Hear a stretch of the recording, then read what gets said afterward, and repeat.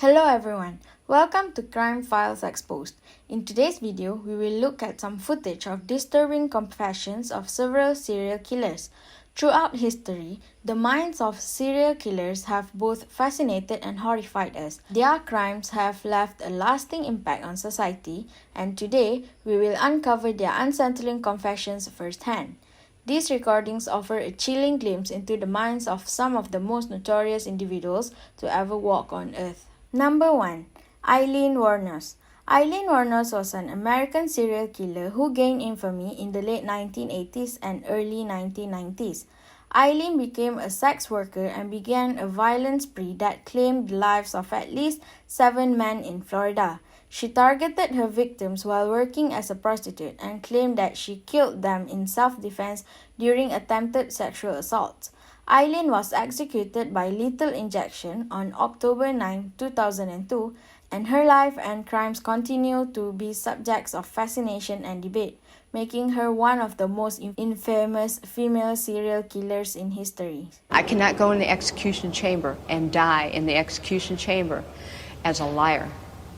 And I cannot go in the execution chamber and be executed under the devil. I have to come clean and cleanse my spirit in the name of Jesus Christ. So I have to come clean and tell the world the lies that went on through my mouth. I mean, to come clean that I killed those 7 men in first-degree murder and robbery. As they said, they had it right. A serial killer. Not so much like thrill kill. I was into the robbing biz. I pretty much had them selected that they were going to die. But when you're saying that there was no self-defense, so there was no self-defense? No, there was no self-defense. Number 2. Ted Bundy.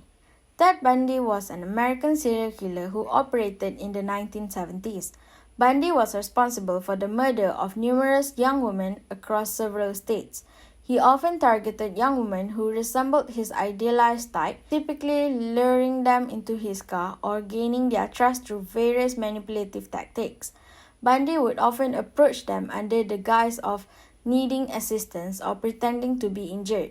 Ultimately, Bundy was convicted of multiple murders and sentenced to death. He was executed in the electric chair in January 1989.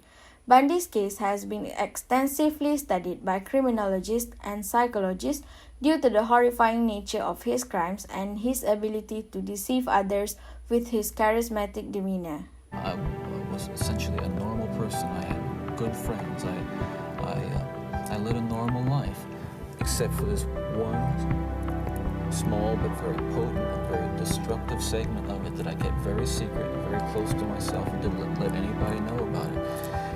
And part of the shock and horror for my dear friends and family years ago when I was first arrested was that there was no clue. They looked at me and they looked at the all-American boy. And it happened in stages, gradually. It doesn't necessarily, not to me at least, happen overnight. My experience with, I say pornography generally, but with pornography that deals on a violent level with the sexuality, is that once you become addicted to it, and I look at this as a kind of addiction, like an addiction, you keep craving something which is harder, something which gives you a greater sense of excitement, until you reach the point where the pornography only goes so far. You reach that jumping off point where you begin to wonder if maybe actually doing it will give you that which is beyond just reading about it or looking at it. Number 3. Dennis Rader. Dennis Rader, also known as the BTK killer, is an American serial killer who terrorized the Kansas area between 1974 and 1991. Rader targeted and murdered 10 people, including men, women, and children. Rader was known for his meticulous planning and stalking of his victims. He would break into their homes, often during the night, and then bind, torture, and ultimately kill them. In 2005, Rader pleaded guilty to the 10 murders and was sentenced to 10 consecutive life sentences in prison. The next clip is his confession on the murder of one of his victims, Kathryn. Well, I don't know how to exactly say that. I had many, what I call them projects. There were different people in the town that I followed, watched. Kathryn was one of the next targets, I guess, as I would indicate. How did you select her? Just driving by one day, and I saw her go in the house with somebody else, and I thought that's a possibility. There was many places in the area, College Hill, they're all over Wichita. But anyway, it just was basically a selection process. Work toward it. If it didn't work, I just move on to something else. But my kind of person, stalking and scrolling, you go through the trolling stage and then a stalking stage. She was in the stalking stage when this happened. In conclusion, delving into the confessions of serial killers provides a chilling glimpse into the darkest corners of the human mind.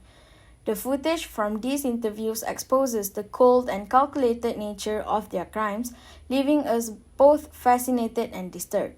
These individuals have left an unforgettable mark on history through their evil acts. Their confessions serve as a reminder of the importance of understanding the depths of human depravity and the need to continue studying and analyzing these cases to prevent such tragedies from occurring in the future.